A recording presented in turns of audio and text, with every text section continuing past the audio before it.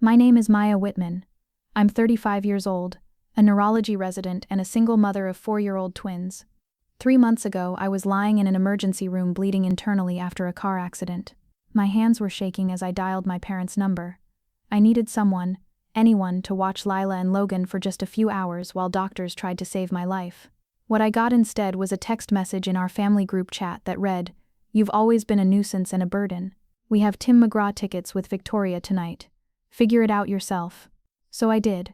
From my hospital bed, I called a nanny service, paid triple the rate, and made a decision that would change everything. I cut them off completely. The monthly mortgage payments, the health insurance, the car repairs, everything I'd been quietly paying for the past 9 years gone. 3 weeks later, there was a knock on my door.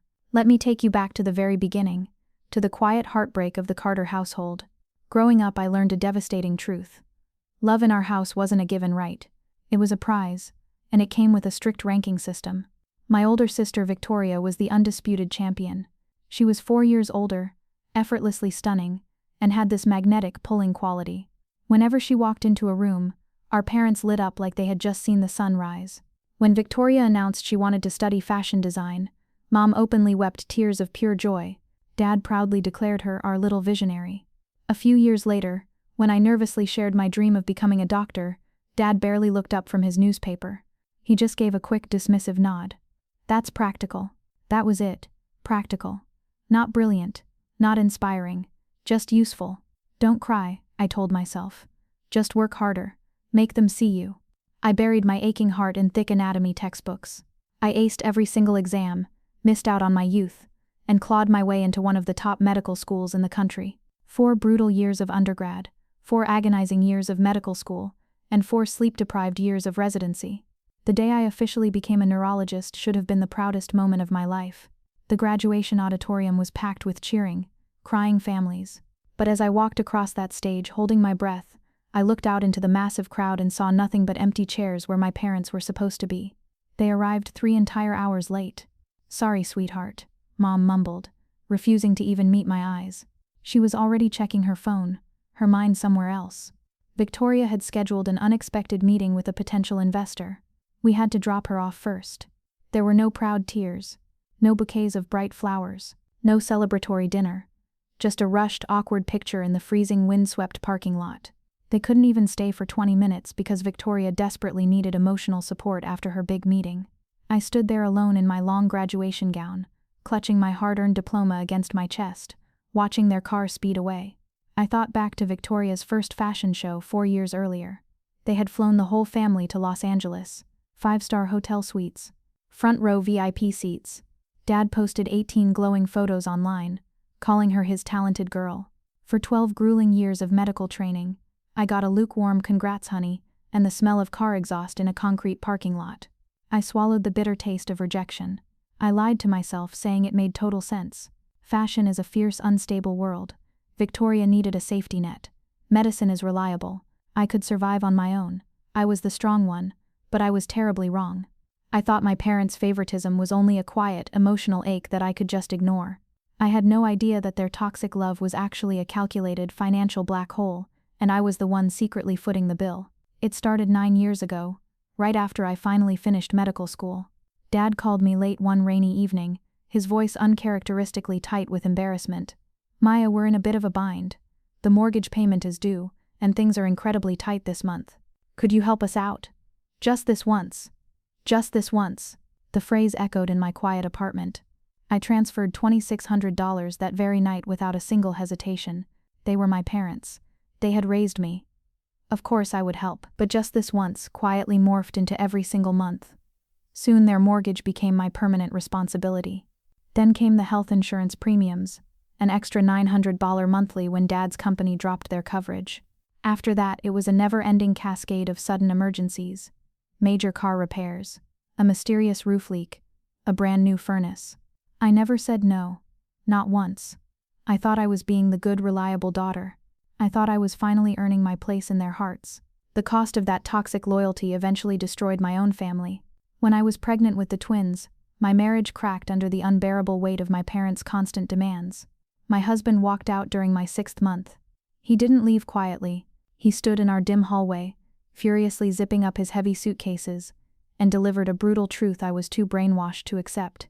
As long as you act like a human ATM for your parents, there's absolutely no room in this marriage for me, or for these babies. His voice shook with a mix of anger and grief. You're choosing them over us. I let him walk out the door, completely paralyzed by a twisted, blind sense of duty. Not long after he left, I found myself lying in a sterile hospital bed after a terrifying bleeding episode. Monitors beeped frantically around me. I was completely alone, terrified of losing my unborn babies, and desperate for a comforting hand to hold. Shaking, I dialed my parents. "Oh honey, we really wish we could come," Mom sighed through the phone speaker, sounding more bothered than worried. "But Victoria is so incredibly stressed right now after her fashion show in Miami. She really needs us." They never came, not for the terrifying birth. Not for the exhausted first month when I was surviving on cold coffee and sheer willpower, nursing 2 crying newborns while endlessly studying for my medical board exams. Yet, despite their absence, the automatic transfers kept leaving my bank account like clockwork. $2,600 for the house, $900 for insurance, whatever else they demanded. I kept a secret spreadsheet glowing on my laptop late at night. Maybe a buried part of my soul needed to see the exploitation written out in black and white. The numbers were absolutely staggering. Over 9 long years it totaled around $420,000. How did a sleep-deprived resident even afford that? I stopped sleeping. I picked up every brutal moonlighting shift at grim-packed urgent care clinics. I completely drained my divorce settlement. I worked until my bones throbbed deeply and my vision constantly blurred, literally trading my physical health for my parents' luxury. I never begged for their gratitude. I never expected a grand parade for my sacrifices. But I also never expected the devastating betrayal waiting for me. I never imagined that the very people I had carried on my breaking back for almost a decade were about to call me a worthless burden, setting off a horrific chain reaction that would end in shattered glass, screaming metal, and blood. The terrible accident happened on a freezing Wednesday evening. The heavy tension had actually started hours earlier. Right at the very end of a grueling 18-hour shift, Victoria had ambushed me in the bright, sterile hospital lobby. I just wanted to go home and kiss my babies. Instead, she purposely blocked my path. "Maya, I need $3,000. The Tim McGraw tickets aren't VIP, and I absolutely refuse to be seen in general admission." $3,000? For a concert? While I work myself to the bone. When I softly told her I simply didn't have the cash, her perfect face twisted into an ugly sneer. "You're such a selfish cheapskate," she spat, turning on her designer heels and storming out to her luxury car. My hands were still violently shaking against the cold leather steering wheel when I finally drove away from the clinic. The dark city streets blurred under the glowing yellow streetlights. My eyelids felt like heavy lead weights, but I pushed through the deep exhaustion. Just get home to Lila and Logan. Just keep breathing. Almost there. The traffic light ahead burned a steady bright green. I pulled into the empty intersection, my tired mind drifting to my sleeping twins. I never even saw the massive delivery truck. It blew through the red light doing 60 miles an hour. The terrifying impact slammed into my driver's side door with the deafening force of a bomb. Silver glass exploded into the air like deadly rain. Crushed metal screamed a horrifying high-pitched screech. The entire world violently spun, flipped upside down, and then absolute terrifying darkness. I woke up to a loud wailing siren. Agony seared deeply through my stomach like a twisting hot blade. Every single breath I took felt like swallowing jagged bits of glass. Flashing red and blue lights painted the cramped walls of the moving ambulance. A familiar, worried face leaned over me. "Maya. Maya, stay with me. Can you hear me?" It was Mason Stone, a brilliant emergency physician from my own hospital. We had worked side by side for 3 long years. "Mason," my voice rasped, sounding weak and totally broken. "What's happening?" His dark eyes were entirely grim. "You were in a really bad wreck. We're rushing you in right now. You have possible internal bleeding. You're going to need immediate surgery." "Surgery? No, I can't. Who will hold my babies?"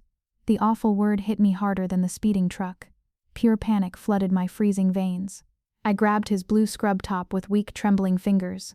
"Lila and Logan," I choked out. "They're with the babysitter. She leaves exactly at 9, and she warned me this morning if I'm late again, she's calling Child Protective Services. She won't stay." Mason quickly checked his wristwatch, his jaw tightening. "It's 8:15. We have 45 minutes. 45 minutes to find someone to protect my innocent children while surgeons cut me open. Otherwise, my tiny babies were going straight into the cold foster system. I wildly fumbled for my cracked phone with shaking, numb hands. Warm red blood smeared across the glowing glass screen as I desperately pulled up my parents' number. It rang 5 agonizing times. "Please answer. Just this once, be my parents." "Maya." Dad's voice snapped through the speaker, dripping with deep impatience. "We're about to walk out the door. What is it?" "Dad, I need help." The desperate words tumbled out between wet gasps of pure physical pain. "I was in a terrible crash. I'm in an ambulance, heading to surgery. Please, I need you and Mom to watch the twins, just for a few hours. The sitter is calling CPS, Dad. Please." Total silence echoed on the line. "Then hold on," he muttered coldly. I heard muffled background voices. My mother's sharp, irritated tone complaining about the time. Victoria's loud, careless laugh echoing in their warm hallway. Then, the call simply disconnected. Dead air. Seconds later, my broken phone buzzed in my bloody palm. A notification popped up from our family group chat. A short message from my mother. "Maya, you've always been a nuisance and a severe burden. We have Tim McGraw tickets with Victoria tonight. We've been planning this for months. Figure it out yourself." I blinked through hot tears, reading the cruel words twice, 3 times. The screen didn't change. The horrible letters stayed exactly the same. Another message instantly popped up. This time from Dad. "You're a doctor. You're used to hospitals. Don't make this into a bigger deal than it needs to be." And then Victoria chimed in. No words, just a single bright yellow laughing emoji. That was the exact total of my worth to the people I had practically kept alive for nearly a decade. A laughing face on a cracked screen, while my life slowly drained away in the back of a speeding ambulance. And my innocent children were mere minutes from losing their mother forever. Mason stared at me. I hadn't even realized he could read the glowing screen from his angle until he gently spoke. "Maya." His deep voice was incredibly careful, laced with complete disbelief. "What did they just say?" I couldn't form an answer. A massive invisible dam had finally shattered inside my chest, and the floodwaters weren't just the internal bleeding pooling in my gut. It was 35 years of unrequited love finally dying. They really don't care if I live or die. "Get Dr. Elias," I gasped out, a metallic tang flooding my dry mouth. "He's our hospital social worker. He knows all the legal loopholes." Mason instantly shouted the urgent command to the paramedic driver. "I need a device," I weakly whispered, my vision swimming. "Something with internet. Mine is completely dead." He pressed his personal cell into my palm without a single question. With Elias patching through on the screaming radio, guiding me past the tangled legal tape, my fingers flew across the keyboard. I furiously searched for an overnight emergency nanny agency, located one with 24-hour dispatch, and placed the call. I explained my dire situation in clipped, breathless professional sentences. Yes, I would gladly pay triple their premium rate. Yes, I would provide the current babysitter's direct contact for immediate handoff instructions. Yes, I authorize the massive payment right this second. Just keep my babies out of the system. Please. The entire frantic process took 5 agonizing minutes. Finally, Elias's voice crackled over the radio, confirming the agency had successfully intercepted the angry sitter just as she was dialing the authorities. Lila and Logan were secure. Mason was quietly studying my pale face when I handed his device back. He didn't utter a word. He didn't have to. His eyes held enough pity for the both of us. "Can you please take a screenshot of those text messages?" I asked, pointing to my shattered phone before the battery gave out for good. He gave a slow, solemn nod. "Yeah, I can do that." I let my heavy eyelids fall shut as the screeching ambulance jerked into the bright trauma bay. The physical agony was completely overwhelming now, yet the sharpest ache wasn't coming from my ruined abdomen anymore. It was radiating straight from my broken heart. From that uncomfortable hospital bed, wrapped in thin blankets with an IV needle taped to my bruised arm and pure terror in my soul, I made the absolute easiest decision of my entire existence. The complex surgery lasted 5 long hours. A ruptured spleen, massive internal hemorrhaging. The chief surgeon later admitted that another 10 minutes on the road, and I wouldn't have made it off the operating table. I spent 6 miserable days trapped in that sterile room.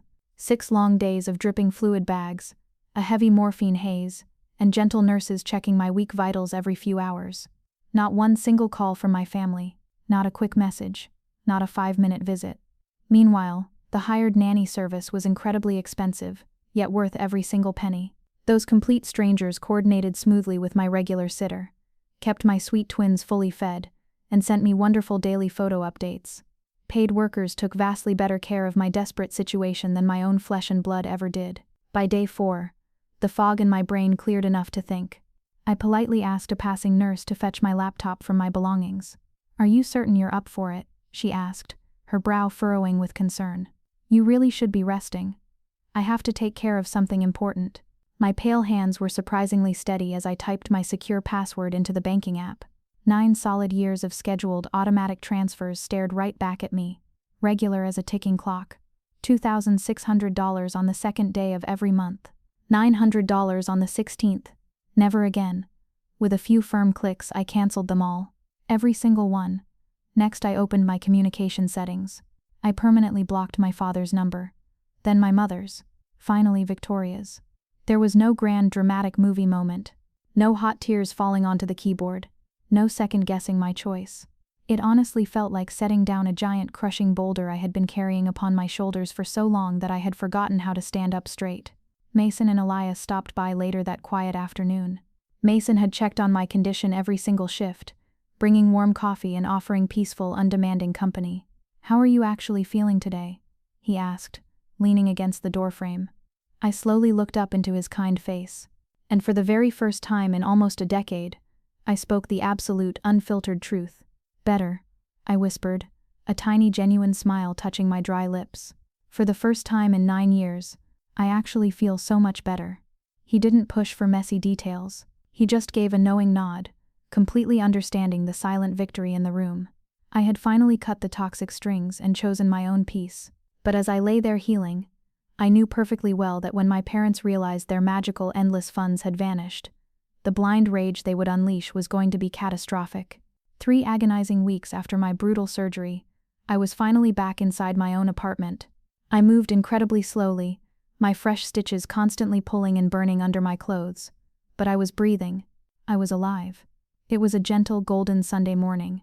I stood by the stove, carefully flipping fluffy pancakes for Lila and Logan. It was their absolute favorite weekend treat. The small kitchen smelled richly of melting butter and sweet maple syrup. Bright sunlight poured across the worn floorboards. Little Logan was stubbornly trying to build a tall tower with his colorful wooden blocks, while Lila giggled, delightfully smashing them flat onto the rug. "This is it," I thought, watching their innocent, unburdened joy. "This is what I must protect. This is my real family." Then came the sudden sound. Thump, thump, thump, 4 sharp, commanding raps echoing loudly against my front door. I instantly froze. I wiped my trembling hands on a damp dish towel, my heart rate violently spiking against my bruised ribs. Are they here? Did they finally realize the bank account is completely empty? If it was my furious parents standing out there, demanding their missing cash, I honestly wasn't ready. I didn't know if I would ever possess enough emotional armor for that terrifying confrontation. Holding my breath, I crept forward and peeked through the tiny glass hole. My breath completely hitched in my dry throat.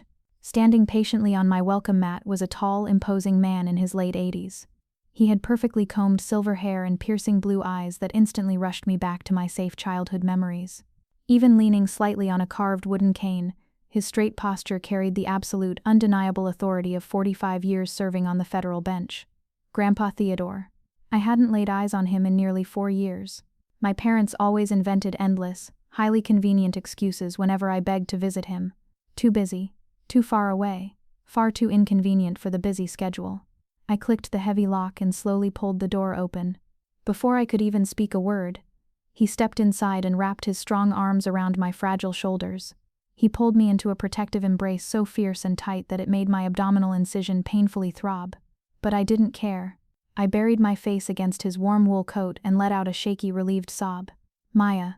His deep voice was thick, rough with unshed emotion. "Let me really look at you." He gently pulled back, his wise eyes rapidly scanning my pale, tired face, before dropping sadly to where my hand automatically rested over my wounded stomach. "I know everything," he murmured quietly into the quiet hallway. "Elizabeth finally told me. Aunt Elizabeth. She was my mother's outspoken younger sister, and the single person in our entire bloodline who had ever bravely questioned how horribly my parents treated me. Grandpa. I don't," I started, deep shame suddenly flushing my cheeks. He immediately raised a large, commanding hand to stop my defense. "You do not need to explain a single thing to me, but I do need you to come somewhere very important. He reached inside his tailored suit jacket and withdrew a thick, cream-colored envelope. It looked incredibly elegant and formal. An invitation. My 80th birthday gathering is next Sunday. The entire family will be arriving. His sharp gaze locked onto mine with fierce determination. And I have some major things that desperately need to be said out loud. Later, Grandpa Theodore sat comfortably at my small kitchen table, sipping dark coffee and watching Lila and Logan with a wonderfully soft smile. The twins had taken to him in mere seconds, happily showing off their favorite stuffed animals and loudly demanding his undivided attention. He gave it to them freely, chuckling at their wild antics. "They look exactly like you did at that tender age," he noted fondly. Same incredibly stubborn chin. I sank into the wooden chair opposite him, clutching my warm mug for comfort. "Grandpa, how did you actually find out about the terrible crash?" Elizabeth frantically called me the very night it occurred. He wrapped both his wrinkled hands around the ceramic cup.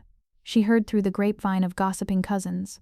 Then she bravely confessed exactly what your parents did." He abruptly stopped talking, his strong jaw tightening until a muscle leaped in his weathered cheek. "I have quietly watched this toxic dynamic for decades, Maya. The glaring way Hazel and Robert treat you versus the absolute worship they shower on Victoria. I may be getting old, but I am certainly not blind." He let out a heavy, disgusted sigh. "But what I absolutely did not know was the secret money.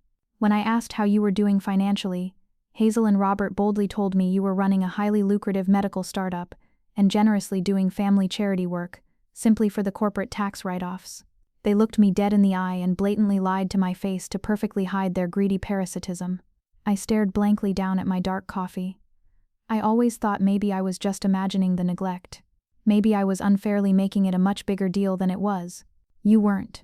His voice carried the crushing, undeniable weight of a powerful man who had spent his entire life successfully separating hard truth from clever lies. "I was a respected federal judge for nearly half a century. I know precisely how to read human beings. I know exactly what cruel favoritism looks like. I know what financial exploitation looks like." He leaned forward, the grandfatherly warmth instantly replaced by a judge's sharp, calculating focus. "Tell me something honestly right now. Do you still possess the detailed records of all the money you've blindly sent them?" I gave a slow, hesitant nod. "Every single bank transfer. All 9 years' worth." "Excellent." He sat back firmly against the chair. "I want you to meticulously put together a comprehensive summary. Every exact payment, every single date, every exact amount." "But why?" I asked, my stomach twisting with sudden, chilling anxiety. "Because at my formal birthday party, standing right in front of the entire gathered family, I fully intend for the ugly truth to finally come out into the light." His ancient eyes were perfectly still, like deep frozen water. "Not as a vicious attack, not as petty revenge, simply as undeniable facts. And facts, as I learned in 45 years ruling from the bench, have a remarkable way of speaking loudly for themselves." My weak hands violently trembled around my mug. What if they all end up hating me for ruining the perfect family image? "The ones who truly matter never will." He reached across the table and gently squeezed my shaking fingers. "And the ones who turn away, they never deserved a daughter like you anyway." But as Grandpa walked out my door, leaving me alone with the daunting task of printing the proof of my financial ruin, a chilling thought crawled straight up my spine. My parents had spent 35 years perfectly controlling the fake family narrative. When finally backed into a corner with the undeniable truth, would they simply apologize? Or would they try to destroy me completely to save themselves? The next 3 weeks were a chaotic blur of exhausting preparation. I sat alone in the dim glow of my laptop, listening to the steady, rhythmic whir of the printer. Page after page slid out onto the desk. Every single bank statement, every digital transfer confirmation, 9 agonizing years of detailed financial records, all meticulously organized chronologically and bound securely inside a heavy plain manila folder. Looking at the thick stack altogether was completely staggering. It wasn't just black numbers printed on white paper. It was my stolen youth, my lost sleep, my literal blood and sweat. Month after month, year after year, a massive river of hard-earned money flowing in only one greedy direction. Aunt Elizabeth came over 4 days before the grand event. She was 56, famously sharp-tongued, and had proudly carried the title of the family's black sheep simply for refusing to pretend everything was always perfect. She sat at my kitchen counter, flipping slowly through the thick folder. Her fierce expression darkened ominously with every passing page. $420,000, she finally stated flatly, her voice dropping to a harsh whisper. Maya, do you truly grasp what this massive number actually means? It means I desperately tried to buy their love, and the check completely bounced. I know, I replied, my throat painfully tight. This is substantially more cash than most average people earn in 8 solid years of grinding, full-time work. She roughly slapped the heavy folder down onto the granite surface. And those incredibly ungrateful people had the absolute nerve to call you a heavy burden. I nervously pressed my sweaty palms against the cold edge of the counter. I genuinely don't want to destroy the family, Aunt Elizabeth. I just want them to finally see, to openly acknowledge exactly what I've sacrificed for them. You're not destroying a single thing. She immediately stood up, walking over to place a firm, comforting hand squarely upon my trembling shoulder. You're just violently stopping their highly convenient lie. They aggressively built their plush, comfortable life directly upon your suffering silence. You are completely off the hook. You're not obligated to keep gifting them your soul. I nodded slowly, though my weak stomach violently churned with dark anxiety. But what if everyone just blindly takes their side? Some cowards absolutely might. Extended family is incredibly complicated. She gave a dismissive, elegant shrug. But your grandfather holds a massive amount of power over that crowd. And far more importantly, sweet girl, you hold the absolute truth. Later that same evening, my phone softly buzzed. It was a rare text message from a distant cousin I barely ever spoke to. Heard you and your parents had a really nasty falling out. Victoria's been quietly telling everyone you've been acting super erratic and crazy ever since your recent car crash. Just wanted to give you a friendly heads up. I blindly stared at the glowing screen. Cold dread washed over my skin.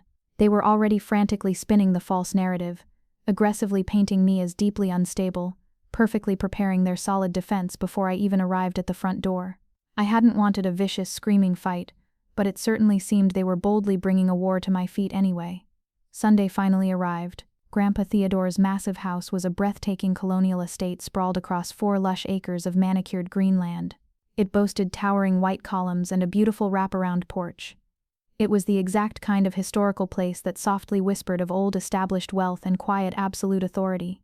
I slowly pulled my modest car into the sweeping circular driveway, my knuckles turning completely white from gripping the steering wheel so tightly. In the back, Layla and Logan were securely strapped into their car seats, happily chattering away about the giant house and the colorful party balloons they could spy floating through the tall glass windows. More than 50 shiny cars lined the gravel property. The entire bloodline was already here. I wore a very simple, tailored navy blue dress. It was highly professional, incredibly understated, and neat.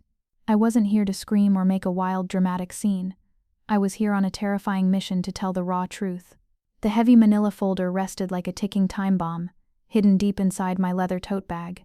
Taking a deep breath, I stepped inside. The lavish party was already in glorious full swing. Fancy waiters elegantly circulated the crowded room carrying silver trays of sparkling champagne. A talented string quartet softly played classical music in the far corner. Expensive crystal glasses and polished silver forks glinted brightly under the massive, glowing chandelier light. I quickly spotted them across the sea of faces. My parents stood proudly near the grand marble fireplace. Dad was dressed sharply in his expensive tailored suit, looking incredibly distinguished. Mom wore a flowing cream-colored silk dress, throwing her head back and laughing loudly at something a wealthy uncle said. Then, they simultaneously saw me. Mom's bright laugh instantly died in her throat. Dad's smiling face went completely rigid, turning pale as a ghost. For one incredibly long, agonizing moment, the 3 of us simply froze, locked in a silent standoff across the crowded room. Then, the golden child appeared. My beautiful sister glided effortlessly over the hardwood floor wearing a breathtaking designer gown that probably cost significantly more than my monthly student loan payment. Her painted smile was absolutely picture-perfect. But her eyes were pure, freezing ice. "Oh, Maya," she cooed loudly, leaning in to give me a totally fake air kiss near my cheek. "You actually made it. We heard some vague rumors about your little accident. Nothing too horribly serious, I hope." She knows exactly what happened. She literally sent the laughing emoji. I met her chilling gaze steadily, refusing to blink or back down. A violently ruptured spleen and massive internal bleeding. I almost died on the operating table. Her perfect glossy smile flickered for a fraction of a second. "Oh, well, Mom said it was just a minor fender bender." Mom wasn't there. I firmly shifted little Logan higher onto my hip, my protective instincts fiercely flaring. "None of you were." Victoria's flawless composure violently cracked for just one single second, revealing the ugly panic hiding underneath. Then she quickly recovered, lightly patting my arm with sickeningly false sympathy. "Well, you look totally fine now. That's really all that matters, right?" She quickly drifted away into the bustling crowd, desperate to escape my stare. The vicious attack launched exactly 40 minutes into the lavish gathering. I was quietly pouring bright red fruit punch into plastic cups for the twins, when I caught Victoria's voice. She was speaking deliberately loud, ensuring her cruel words carried easily across the spacious room. "I'm just so terribly worried about poor Maya, honestly." She stood gracefully near the towering dessert table, surrounded by a tight cluster of attentive aunts and gossiping cousins. The horrific car crash really scrambled her brain. She's been saying the absolute strangest things lately. She completely cut off all contact with Mom and Dad for zero reason. "Keep your back turned. Do not give them a reaction," I ordered myself, squeezing the plastic juice pitcher. But every single syllable landed between my shoulder blades like a freshly sharpened knife. Right on cue, Mom joined the theatrical performance. She dramatically dabbed the corners of her dry eyes with a delicate lace handkerchief. "We've desperately tried everything." Her voice trembled with perfectly practiced sorrow. "Phone calls, text messages. She flatly refuses to respond. I honestly believe she's suffering a massive mental breakdown." "Oh, the poor thing," an older relative murmured softly. "She's always been the overly sensitive one," Victoria happily added, twisting the blade deeper. "Remember how incredibly dramatic she acted as a grumpy teenager? I think the intense stress of being a lonely single mother has simply broken her fragile mind."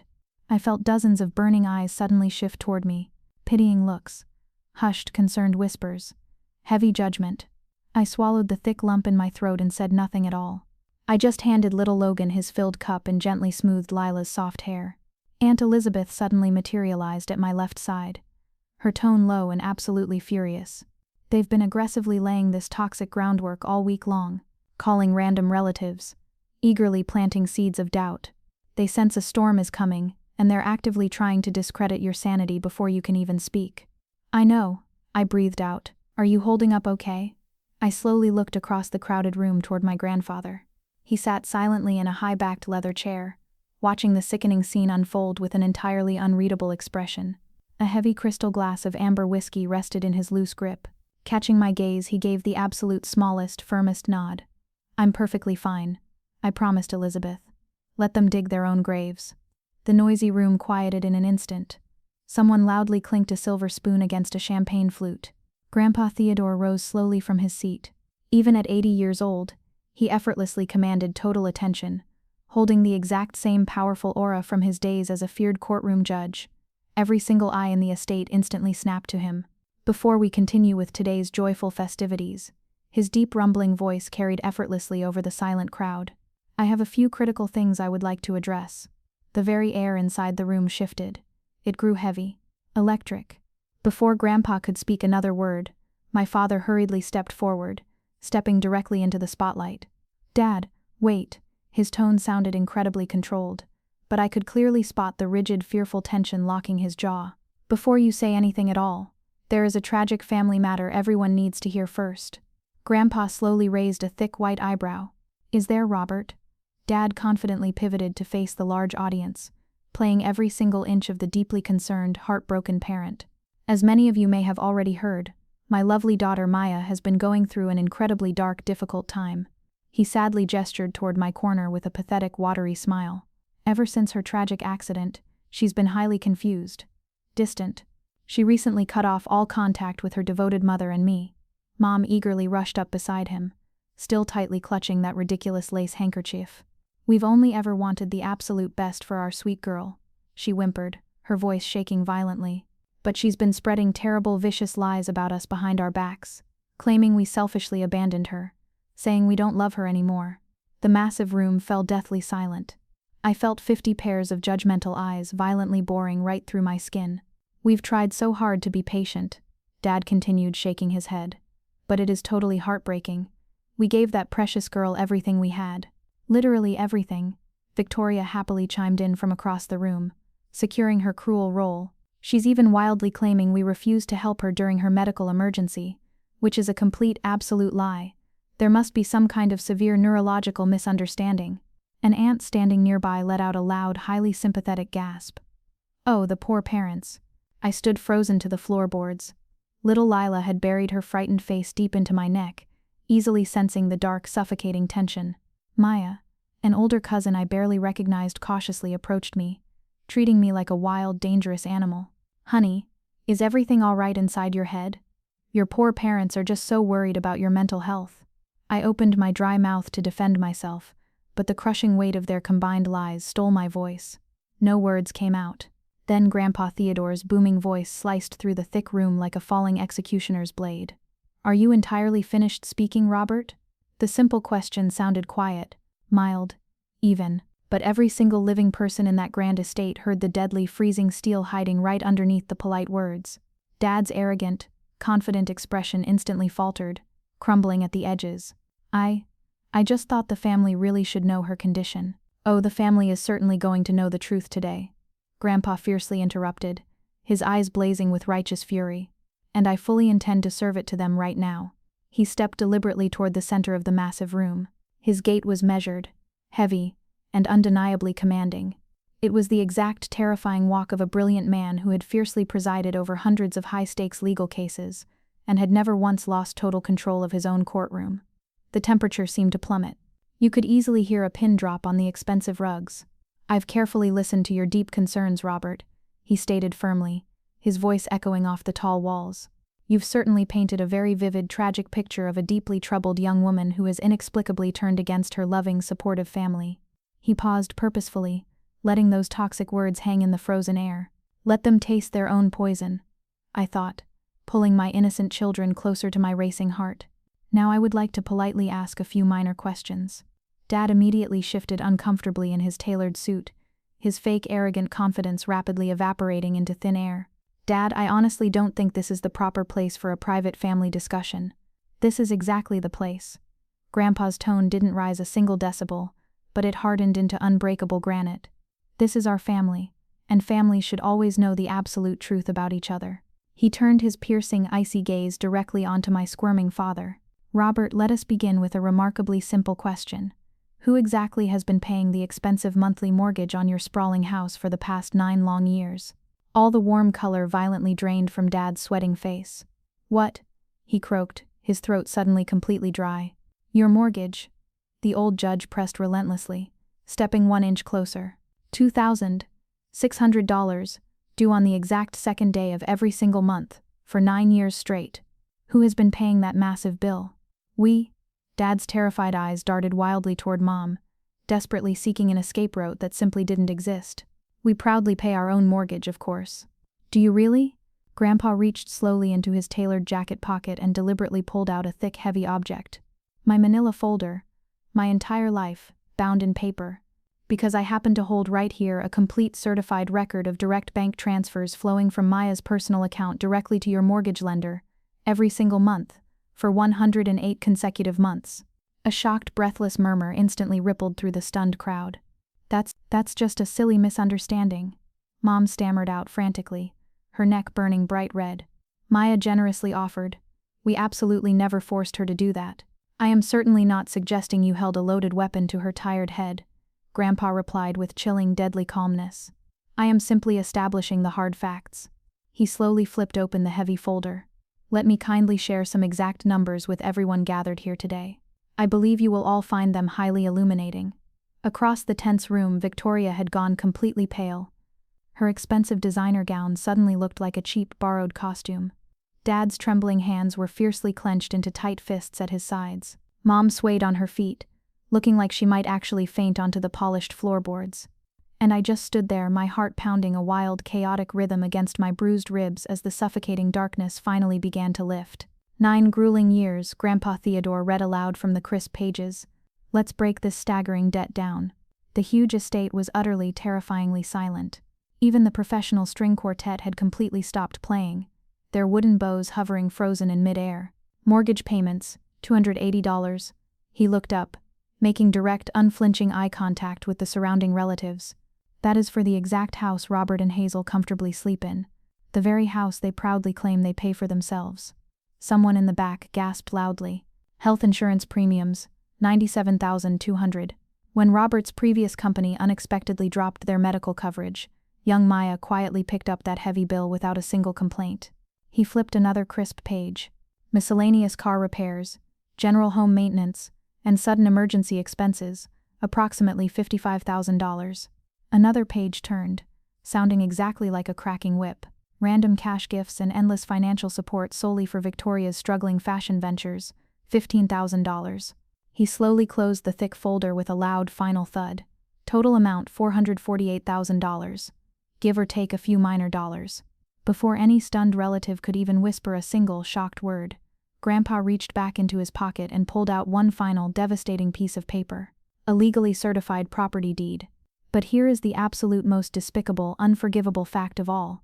Grandpa's powerful voice suddenly thundered, physically vibrating through the delicate crystal champagne glasses resting on the tables.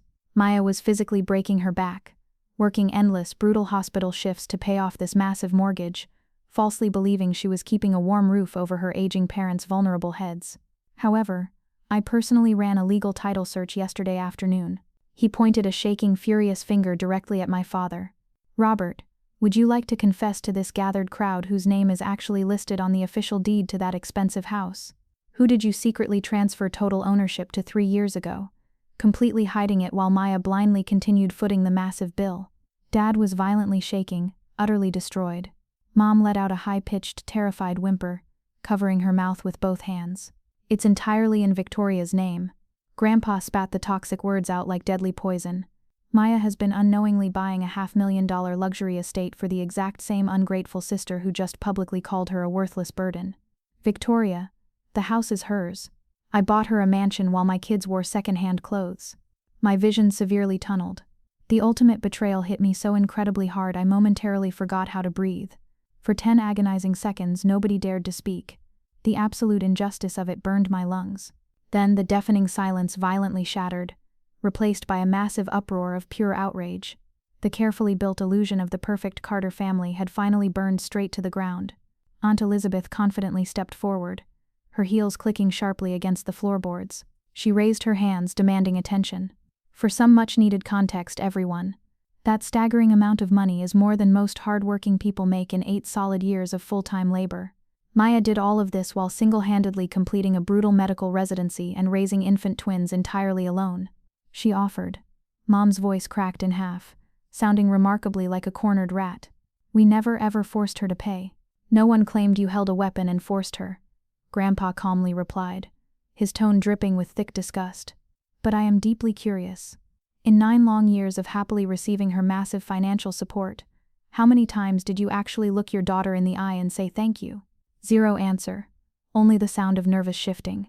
How many times did you bother to visit her in the lonely hospital after her beautiful twins were born? Still nothing. The guilt was suffocating them. How many times did you ever show up for her, Hazel? My mother finally broke. She started crying. These weren't the delicate, sympathetic, pretty tears from earlier in the evening. These were real, ugly, gasping sobs of a woman whose darkest secrets were entirely exposed to the glaring sunlight. We honestly thought she was fine, Dad pleaded, his voice sounding hollow and remarkably weak. She never once complained. She always managed her own problems. She managed, Grandpa repeated the word like it tasted foul. Because she absolutely had to. Because you selfishly taught her from childhood that her basic human needs didn't matter one bit. An older uncle standing near the back aggressively shook his head. Jesus Christ, Robert. Almost $500,000.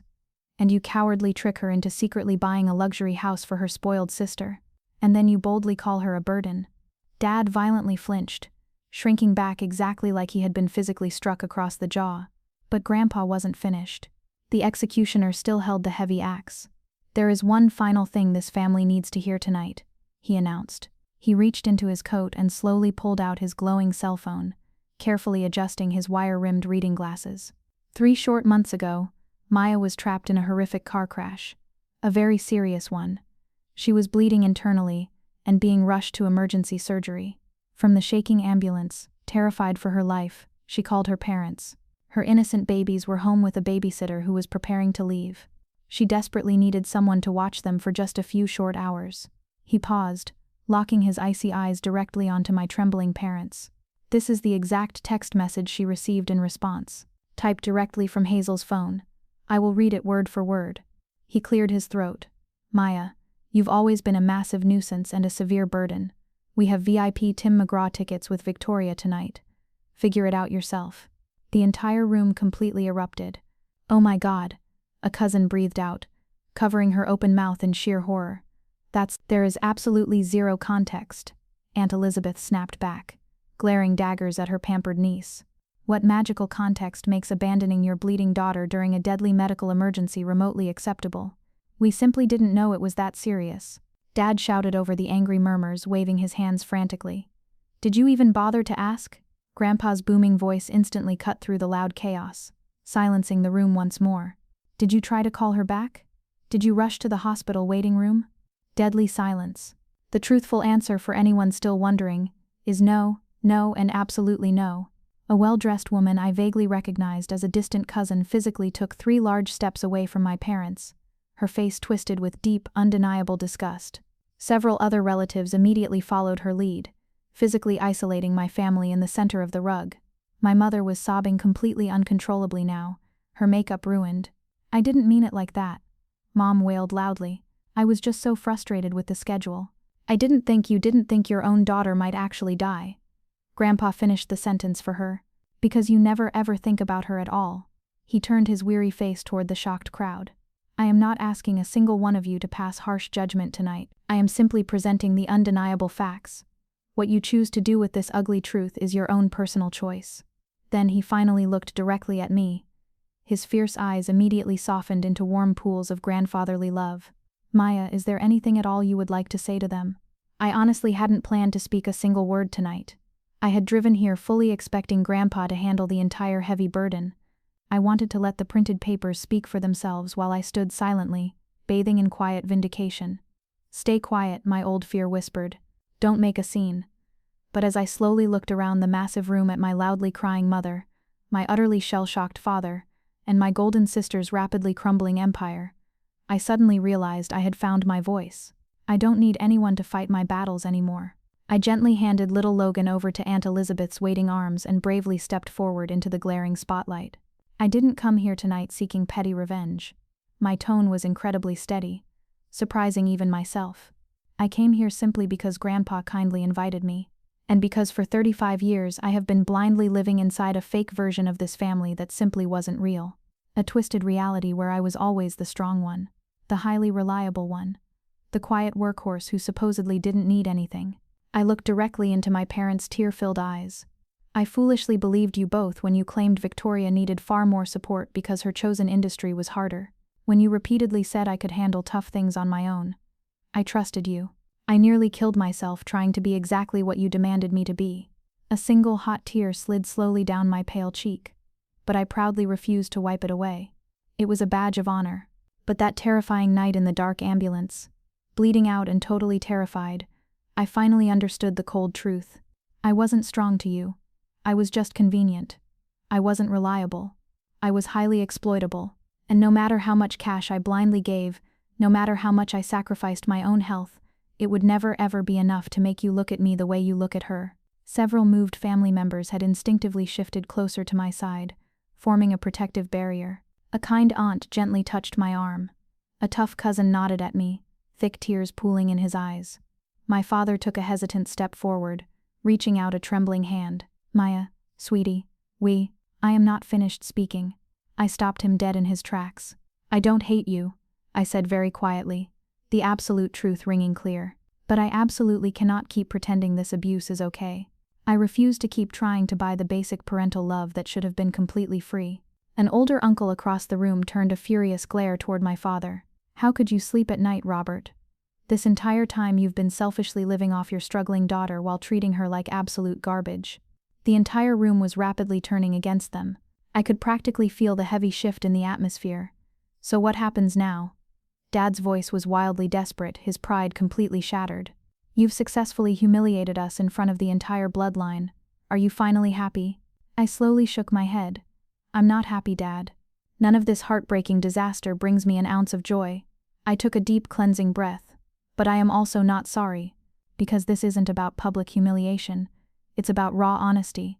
For the very first time in 9 years, our extended family knows the actual truth. Not your fake version. Not Victoria's clever spin. The hard truth.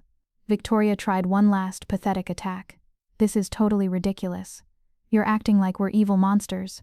We're your flesh and blood. Families are supposed to help each other. You're exactly right. I turned sharply to face my sister, staring straight into her panicking eyes. Families do help each other. So tell me, Victoria, where exactly were you when I was heavily pregnant and completely alone? Where were you when I was desperately raising screaming newborns while studying for medical boards? Where were you when I was bleeding out on a stretcher? She opened her glossy lips, but no sound came out. She had absolutely no answer.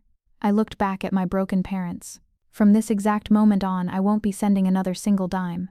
Not because I can't afford it, but because true financial support should be a loving gift, not a forced obligation. And it should always flow both ways in a healthy family that actually cares about each other. My mother desperately reached both hands toward me, sobbing loudly. Maya, please don't do this. I'm also not permanently cutting you off forever, I continued smoothly, ignoring her dramatic plea. But I desperately need space, real prolonged space. Not just a few short weeks of annoying guilt-tripping followed by everything sweeping right back under the rug to normal. I need you to actually sit down and deeply think about the horrible damage you've done. And if someday you can finally acknowledge it, truly, honestly acknowledge the pain, maybe, just maybe, we can attempt to rebuild something genuine. I reached over and gently took Logan back from Aunt Elizabeth's warm embrace. But I certainly won't hold my breath waiting for it. A sweet great aunt slowly approached me, tenderly taking my free hand in her soft, weathered ones. I am so deeply sorry, sweetheart. I had absolutely no idea. All these long years, I truly thought you were the lucky one who had it incredibly easy. I know, I replied softly, offering her a genuine, tired smile. Everyone did. That's exactly how they designed it to look. I turned my back on the people who raised me and began walking toward the grand exit.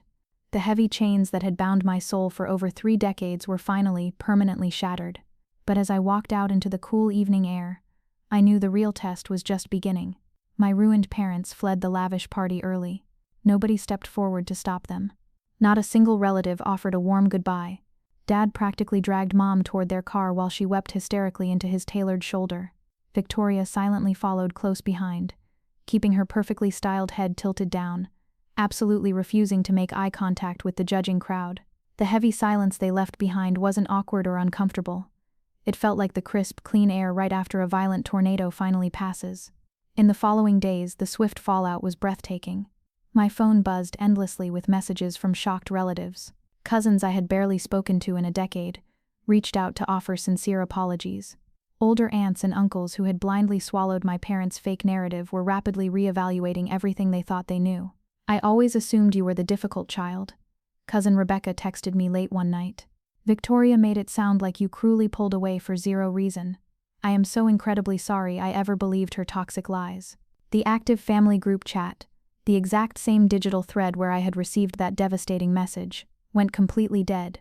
A few days later, it was deleted altogether. Even more significantly, my parents suddenly found themselves quietly excluded from all upcoming family gatherings. When Cousin Mitchell hosted his 50th birthday 4 weeks later, their names were missing from the list. When Aunt Elizabeth threw her spring brunch, they received no invitation. Nobody made a loud formal announcement. They simply quietly stopped being welcome. 3 weeks after the explosive reckoning, my mother frantically called me. I sat on my couch, watching the screen flash, and let it go straight to voicemail. Maya, please, her recorded voice begged, sounding thin and desperate. We really need to talk. This has been blown wildly out of proportion. Your poor father is devastated. Can't we just move past this mess? Move past it. Just like that? I listened exactly once. Then my thumb firmly pressed delete. True forgiveness wasn't a magic reset switch. It is a peaceful release for the victim, not a free pass for the abuser. And I wasn't ready to release anything yet. But the harsh financial consequences, those were merely beginning. 4 peaceful months later, Aunt Elizabeth called. They are officially selling the house. I slowly set down my coffee cup. What? Already? They put the property on the market last week. Word is they couldn't keep up with the massive mortgage without your monthly checks. And since the deed was legally in Victoria's name, the angry bank aggressively went after her credit when they defaulted. I sat perfectly still. I honestly should have felt dark satisfaction. Instead, a wave of profound, heavy exhaustion washed over my bones. Where will they even go? Uncle Fred is generously letting them crash in his tiny guest house temporarily. Elizabeth paused. But he made it crystal clear the offer is strictly conditional. They desperately need to find real jobs, not just waiting for someone else to bail them out. Jobs. Dad proudly took early retirement at 56. Mom had never worked outside our childhood home. They had been luxuriously living off my blood and sweat, never realizing how incredibly helpless they had truly become. What about Victoria? I asked. Can't the golden child help? Elizabeth let out a short, humorless laugh. Victoria has been drowning since her divorce. The shocking truth about the party leaked out. She instantly lost a massive design contract. Last I heard, she's waitressing part-time just to survive. I stared blankly out my bright window at Lila and Logan playing in the grass. I honestly don't want them to suffer, I said softly. I know you don't, sweet girl. That is because you are a genuinely good human being. Elizabeth's tone softened beautifully. But they didn't suffer for 9 long years simply because you were breaking your back supporting them. They never grew up. You stopping the cash flow wasn't cruel. It was absolutely necessary. She was right. That evening, I sat down with my brand new budget. The heavy $3,500 I used to blindly send my abusers every month was now funneled into a protected college fund for my twins. They would never carry someone else's heavy burdens the way I had been forced to. That felt like poetic justice. But just when I truly thought the chaotic dust had permanently settled, the past reached out to grab me one final time. 7 months after the party, my phone lit up in the dark with an unknown caller ID. The shaky voice waiting on the other end was about to offer the single thing I never ever expected to hear. I was gently tucking the sleepy twins into bed when I cautiously answered. Maya. It was Victoria. But her voice sounded entirely different. Smaller. Broken. The polished arrogance that defined my older sister was completely gone. Victoria. My spine instantly stiffened. Please do not hang up. She took a ragged, shaky breath. I know I do not deserve your time. But I desperately need to say something. I sat down on the edge of my mattress. I'm listening. I am so sorry. The words tumbled out, cracked and bleeding. I am so incredibly sorry for absolutely everything. For the horrible way I treated you. For laughing at that cruel text message when you were... Her voice broke into an ugly sob. When you were literally dying on a stretcher, I laughed. What kind of monster does that? I remained silent. I honestly didn't know, she cried. Not all of it. I knew Mom and Dad were struggling, but I wrongly assumed they were managing. I didn't realize it was you for 9 entire years. I didn't even know they forced the house into my name using your cash until the furious bank called. Maya, how did I not know? Did you ever bother to ask? Silence stretched across the line. No, she finally whispered. I didn't ask because I didn't want to know. I loved being the favorite child. I loved that everything came so effortlessly easy. She laughed, a bitter, hollow sound. Nothing is easy anymore. I heard about your lost contract. Yeah. Turns out your personal reputation actually matters.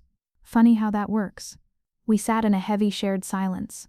I am not asking for money, she finally stated. Or forgiveness. I just wanted you to know that I see it now. What Mom and Dad did. I finally see the whole ugly picture. I took a deep breath. She is hurting, but she is finally awake. Then start building from right there, I told her firmly. Stand squarely on your own 2 feet. Be better. Yeah. Her tone was thick with tears. I'm trying. Good. I softly hung up. And for the very first time I felt something remarkably close to bright hope. Exactly 1 full year after the terrifying truck accident that changed my destiny, I stood peacefully in my brand new apartment, watching the golden sun slowly set. The place wasn't massive, but it was safe, close to the hospital, and most importantly, it was entirely mine. No mortgage payments sent to ungrateful parents. No expensive insurance premiums for people who labeled me a burden. Just rent, utilities, and a beautiful college fund growing steadily. Lila and Logan were visiting Grandpa Theodore's estate for the afternoon. He had naturally become a wonderful, permanent fixture in our lives. Every Sunday he joyfully picked them up for grand adventures. The zoo, the park, and eating sugary ice cream. They are fantastic children, he told me proudly. You are raising them right. That meant the absolute world to me. Aunt Elizabeth had blossomed into a fiercely loyal best friend. We cooked warm dinners together twice a month. She patiently helped me navigate the messy emotional aftermath, teaching me how to prioritize my own happiness. You know what I admire most about you? She smiled recently. You remarkably refused to become bitter. You had every right to. What would be the logical point? I had replied, Bitterness is exactly like drinking deadly poison and expecting the other person to get sick. As for my parents, we hadn't spoken a direct word, but I heard family whispers that they were still cramped inside Uncle Fred's guest house. Dad secured a part-time retail job at a hardware store. Mom was quietly doing basic bookkeeping for a local church. They weren't thriving luxuriously, but they were surviving. Some quiet days, I softly wondered if they missed me, or if they felt genuine regret. But those heavy questions simply weren't mine to answer anymore. I had spent 35 long years carrying their crushing weight. It was beautifully time to leave it on the floor. To anyone out there currently carrying a crushing weight that was never yours to bear, it is perfectly okay to finally put it down. It is okay to boldly choose yourself. You are not selfish. You are not ungrateful. You are not a burden. You are finally beautifully free. Stories like this one aren't just about surviving the storm. They are about finding the profound courage to step into the sunlight. It takes a heavy toll to confront these deep, raw truths. And if you felt the intense heartbeat of Maya's journey, you are not alone. If finding the strength to walk away from toxicity resonates with your soul, I invite you to like this video and subscribe to our growing community. Together we explore these powerful, gripping realities of reclaiming our worth. Drop a comment below to share how you've drawn your own brave boundaries. Your voice matters here. Stay with us for more stories that don't shy away from the hard truth. And until next time, please take gentle care of yourself. You more than deserve it.